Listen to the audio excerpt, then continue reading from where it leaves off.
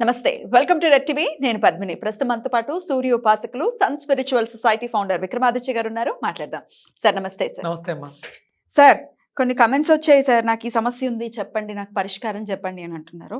అది వెజిటబుల్ థెరపీయా లేకపోతే ఏదైనా ఏం చెప్తారని మీరు చెప్పండి సార్. ఫస్ట్ అయితే నేను కమెంట్ చదువుతాను. హరిప్రియ మనకి ఈ కమెంట్ని చేశారు. సార్ నమస్కారం గురుగారు, మీరంటే బోలెడ్ ఇష్టం, నాకు మీతో ట్రావెల్ చేయాలని ఉంది.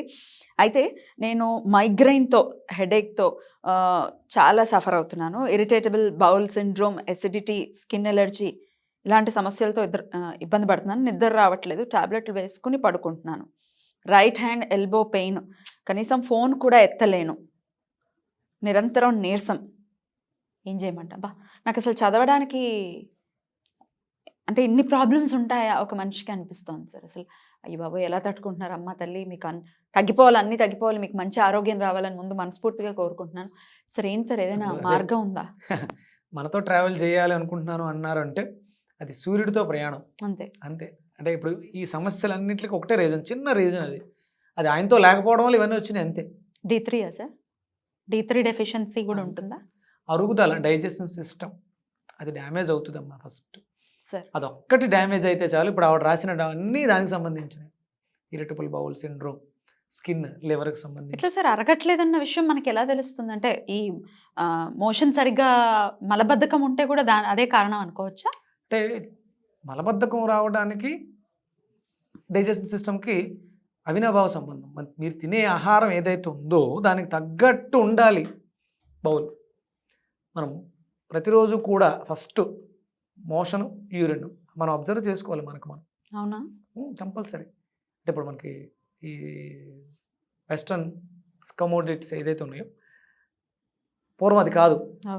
మనం గొంతుకు కూర్చునేవాళ్ళం, అలా కూర్చుంటేనే పూర్తిగా క్లీన్ అవుతుంది. అలా ఇంటెస్టెన్స్, లార్జ్ ఇంటెస్టెన్స్ ఏది అది పూర్తిగా క్లీన్ అవ్వాలి.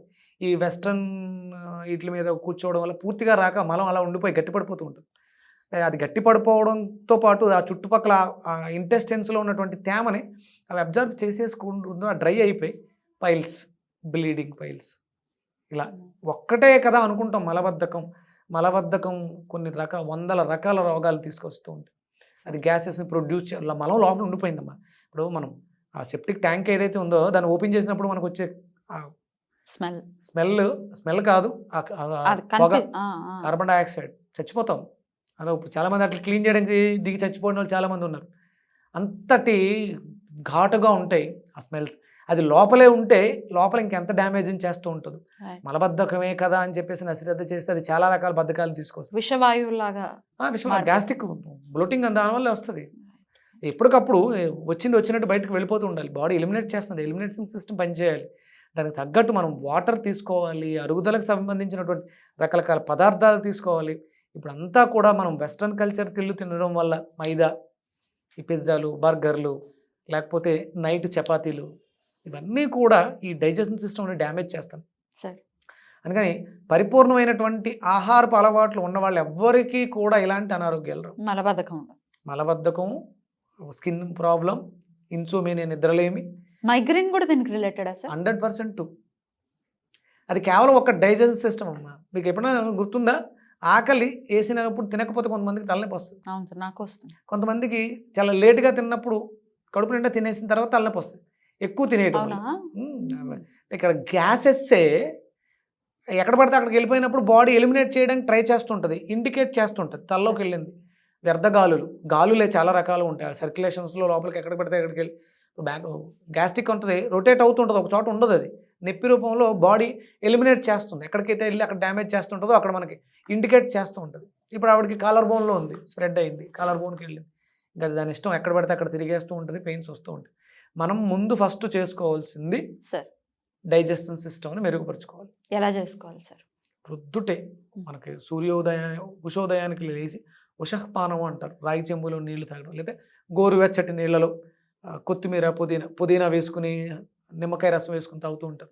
ఇలాంటి వేడి నీళ్ళు ఎక్కువ తీసుకోవాలి, క్లెన్జర్ జరగాలి. అందుకని ఉషఃపానం చేయాలి. అంటే గోరువెచ్చటి నీళ్ళు ఇంచుమించు 2-3 గ్లాసులు తాగేయాలి పొద్దుటే పరగడుపున. అంటే లేచిన వెంటనే కదా, ఒక 10-15 నిమిషాలు గ్యాప్ ఇచ్చి, లేచిన తర్వాత గ్యాప్ ఇచ్చి ఉషఃపానం చేసిన తర్వాత అదే వేడిగా నీళ్లు తాగిన తర్వాత గ్యాస్ ఎక్సెస్ ఉన్నాయి కాబట్టి కొంచెం జీలకర్ర లాంటిది ఏదైనా దంచి అందులో వేసుకొని ఆ జీలకర్ర నీళ్లు తాగితే గ్యాసు ప్లస్ ఈ మోషన్ అనేది కూడా ఫ్రీగా జరగడానికి అవకాశం ఉంటుంది. Right sir. తర్వాత తేలికపాటి అరిగే ఫ్రూట్స్, ఎనర్జీ కావాలి, నీరసం ఉంది ఆవిడ, ఫ్రూట్స్ లైవ్ ఎనర్జీని ఇస్తాయి.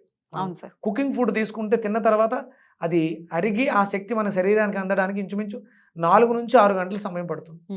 అదే ఫ్రూట్స్ తీసుకుంటే మాకు 1 గంటలోనే ఆ ఎనర్జీ మనకు వచ్చేస్తుంది.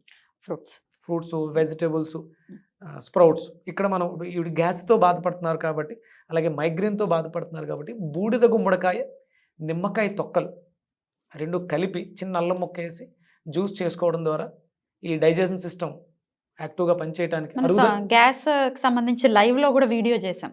అవును, ఒకసారి అది కూడా మీరు చూసుకోవచ్చు. ఆ బూడిద గుమ్మడికాయ జ్యూస్ లోనే మీరు నిమ్మకాయ తొక్కలను కూడా యాడ్ చేసేసి, బికాజ్ మైగ్రేన్ ఉంది, మైగ్రేన్ కోసం ఎండోక్రైన్ గ్లాండ్స్ వ్యర్థాలు ఎలిమినేట్ అవ్వడానికి బాగా ఉపయోగపడుతుంది కాబట్టి చిన్న అల్లం ముక్కేసి జ్యూస్ చేసుకుని పరగడుపున తాగేసి దాని తర్వాత ఒక 1/2 అవర్ 45 మినిట్స్ గ్యాప్ ఇచ్చి ఆకలేస్తే తినాల్సిన అవసరం ఉండదు. ఒరిజినల్గా అయితే ఇడ్లీయో దోశో మీరు ఏదైతే తింటారో టిఫిన్ దాన్ని తినడం. మధ్యాహ్నం హింగ్వాష్టక చూర్ణం అని దొరుకుతుంది, లేదా అడగండి, హింగ్వాష్టక చూర్ణం ఈ ఆయుర్వేదిక్ స్టోర్లో దొరుకుతుంది. భోజనంలో మొదటి ముద్ద ఈ పొడి వేసుకుని కంపల్సరీ గీ వాడాలి. ఇలాంటి సమస్యలు ఉన్నవాళ్ళు గీ వాడితే అరుగుదలని, అంటే సహజంగా